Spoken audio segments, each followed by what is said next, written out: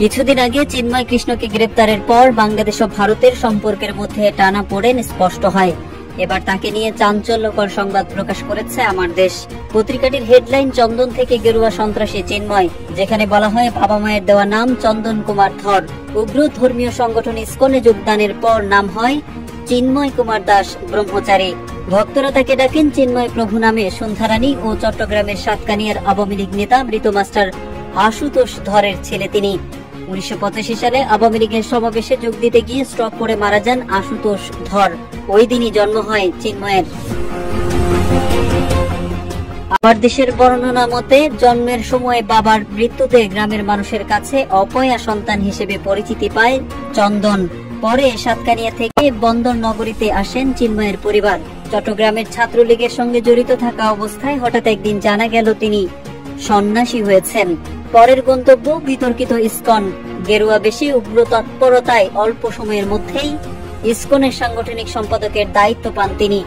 তবে তিনিই নাকি ছিলেন সংগঠনটির সর্বেসর্বা। বলছে জুলাই বিপ্লবে ফ্যাসিস্ট শেখ হাসিনার পতনের পর বাংলাদেশকে সম্মিলিত সনাতনী জাগরণ জোট নামের আরেকটি সংগঠন খুলে বসে চিন্ময়।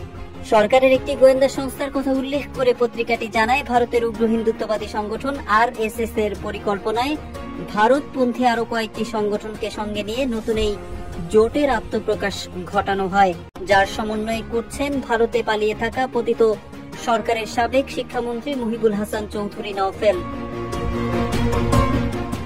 আমার দেশ জানায়, অন্তর্বর্তী সরকারকে ব্যর্থ বানাতে সক্রিয় ছিলেন তথাকথিত ধর্মীয় গুরু চিন্ময় ওরফে চন্দন। সেই লক্ষ্যে সরকার পতনের পরপরই 3 মাসে অন্তত 15টি বড় সমাবেশ করে হিন্দুদের উস্কে দেন তিনি।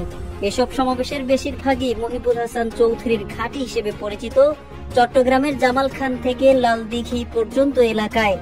সমাবেশে গেরুয়া বেশে অংশ নেয় আওয়ামী লীগ ও অঙ্গ সংগঠনের নেতারাও। মানুষের ভিড়ে এসব কর্মসূচিতে বিভিন্ন ধরনের উস্কানি দেওয়ার পাশাপাশি নাটক সাজিয়ে তিলকে তাল বানিয়ে সেগুলো ভিডিও করে পাঠিয়ে দেওয়া হতো ভারতের হিন্দুত্ববাদী সংবাদ মাধ্যমগুলোতে। পত্রিকাটি বলছে 2018 সালে আওয়ামী লীগ সরকার ক্ষমতা দখলের পর থেকেই মূলত ইসকনের কার্যক্রম বড় পরিসরে শুরু হয় বাংলাদেশে।